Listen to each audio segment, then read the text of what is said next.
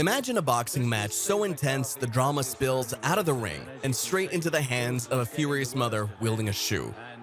The fight's about to be stopped when in comes Ma Wilson. Good old Ma Wilson with her stiletto heel. And she...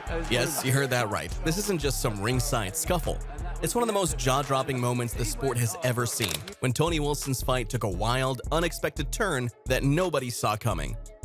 The comments are flying, and I want to hear what you think, so drop a comment, hit that like button, and let's unpack what actually went down that day. Our story takes us back to the golden days of boxing, a big night, high anticipation, and one of the most talked about matchups of the time. Tony Wilson versus Steve McCarthy. But before we dive into the wild drama that unfolded, let's get to know our fighters a bit better and see why this night was such a big deal. Born in Wolverhampton in 1964, Wilson had boxing in his blood. You know how some kids come out of the womb ready to box? Yeah, that was him. He built an impressive career as an amateur, snagging 2 ABA titles and even representing the UK at the 1984 Summer Olympics, where he made it all the way to the quarterfinals. You could say he was destined for greatness from the get-go. When Wilson turned pro in February 1985, he teamed up with renowned trainer Jimmy Tibbs and big-time promoter Frank Warren. His professional debut was a knockout, literally. In the 4th round, he stopped Blaine Loxton at the Royal Albert Hall, and from there, it was like a freight train rolling downhill. You couldn't stop him, at least for a while. Over the next 2 years, Wilson won all 9 of his fights, with one opponent, Simon Harris, even leaving the ring with a broken jaw. Talk about packing a punch.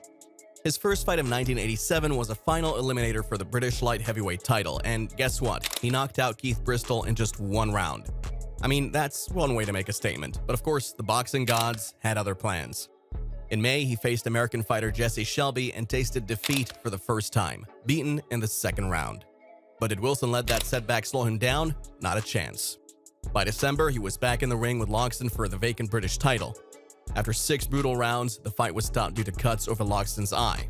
Another win for Wilson. He defended his title twice in 1988, even after getting knocked down by Brian Schumacher in the 1st round. But like the champ he was, Wilson stormed back to stop Schumacher in the 6th round. Now, that's what you call resilience.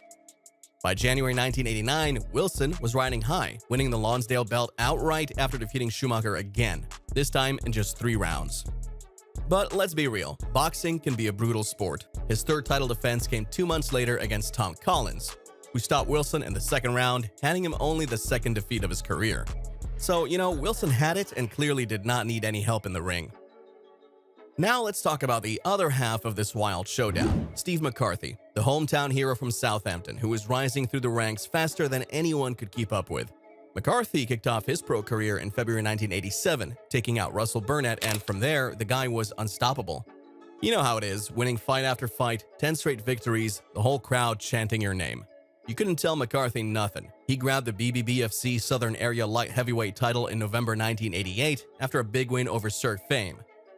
If that wasn't enough, he even scored a points victory over Yves Monsieur, a former Belgian light heavyweight and cruiserweight champion. I mean, you're making moves when you're out here beating up European champs. So by the time McCarthy squared off against Tony Wilson, he was like, yeah, I got this.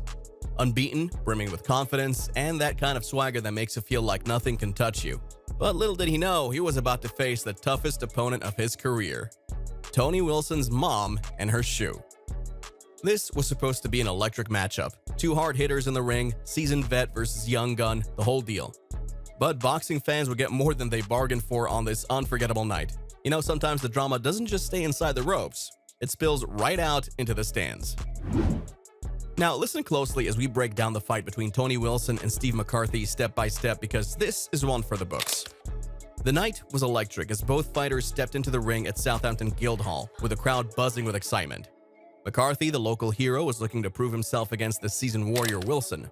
From the moment the bell rang, it was clear McCarthy had his game face on and was ready to rumble. He dominated the early rounds with speed and precision, landing punches that had Wilson on the defensive. The crowd was buzzing with excitement as McCarthy showcased his skills, and it seemed like he was on the verge of a decisive victory. Then came the 3rd round, a pivotal moment that would change the course of the fight. McCarthy, sensing victory, unleashed a powerful combination that sent Wilson crashing to the canvas. You could feel the tension in the air. This was the moment everyone had been waiting for. Wilson was down, but he managed to get back on his feet, and the crowd erupted with anticipation. With Wilson pinned on the ropes, McCarthy moved in for the finish, ready to seal the deal. But just as it seemed like McCarthy was about to claim his victory, chaos erupted. Out of nowhere, Wilson's 62-year-old mother climbed into the ring, armed with her shoe, and launched an unexpected attack on McCarthy. Imagine the scene, a furious mom swinging her shoe, landing blows that cut McCarthy's head. I mean, who would have thought we'd see this kind of action in a boxing ring?